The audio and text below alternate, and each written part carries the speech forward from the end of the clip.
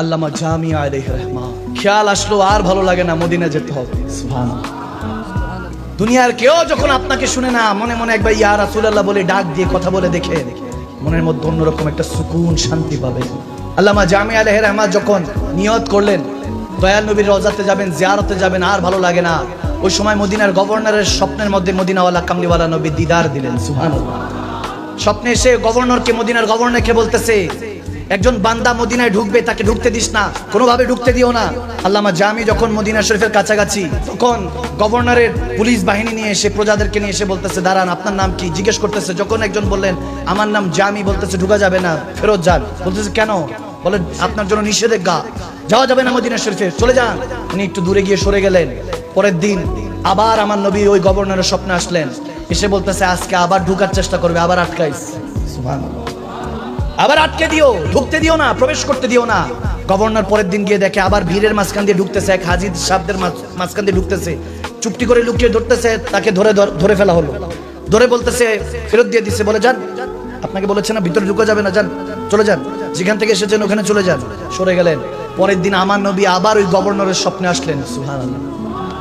আমার মাঝে মাঝে চিন্তা হয়, একজনের উসিলায় আরেকজন দিদার পায়। সুবহানাল্লাহ বলেন না? হায় হায় হায়, কি করিম নবী হ্যায়, কি দয়ার সাগর আমার প্যারা নবী। গভর্নর আবার নবীজিকে যখন দেখলেন, নবীজি এসে বলতেছেন আগামী কালকে ভেড়ার পালের সাথে নিজের গায়ের উপরে ভেড়ার চাদর দিয়ে ভেড়ার একটা খাল পড়েছে, আবার লুকিয়ে ঢুকার চেষ্টা করবে, আটকে ফেলেই। নবীজি আবার বলে দিলেন। পরের দিন যখন আবার ওই গভর্নর গেলেন, দেখতেছে ভেড়ার পাল ঢুকতেছে, ধরছে, চেক করে দেখেছে ওখানের মধ্যে আল্লামা জামি যাচ্ছে। সুবহানাল্লাহ।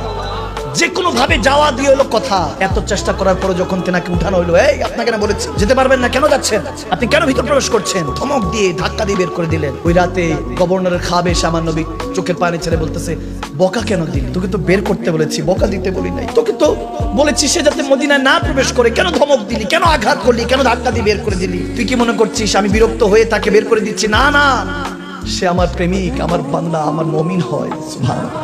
আমার আশেক হয়। জামিকে এত ভালোবাসি, তার ভিতরে এত কষ্ট, সেই কষ্টগুলি নিয়ে মারা দুনিয়ার কষ্ট নিয়ে আমার কাছে আসতেছে। আমি এই জন্য তাকে বারণ করছি ভিতরে যাওয়ার জন্য। যদি সে আমার রওজার সামনে এসে ইয়া রাসূলুল্লাহ বলে, আমি আর রওজা থাকতে পারবো না, তার কাছে দেখা করতে যেতে হবে।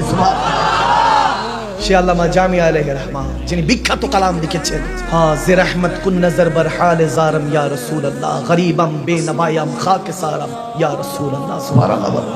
হায় হায় হায়, আল্লামা জামির এই কাসিদাটা যখন পড়ি অন্তরের মধ্যে একটা অন্যরকম সুকুন পাই। তিনি এরভাবে পড়তেছেন লাস্ট কলিটা, দমে আখির নুমায়ে জলবায়ে দিদার জামিরা। সুবহানাল্লাহ। দমে আখির নুমায়ে জলবায়ে দিদার জামিরা, লুৎফে তো हम उम्मीदवारम या रसूल अल्लाह, जीबाने हाब की अपना रो दीदर या रसूल लाशे आशाय रोएছি আমরা গুনাহগার ইয়া রাসূল।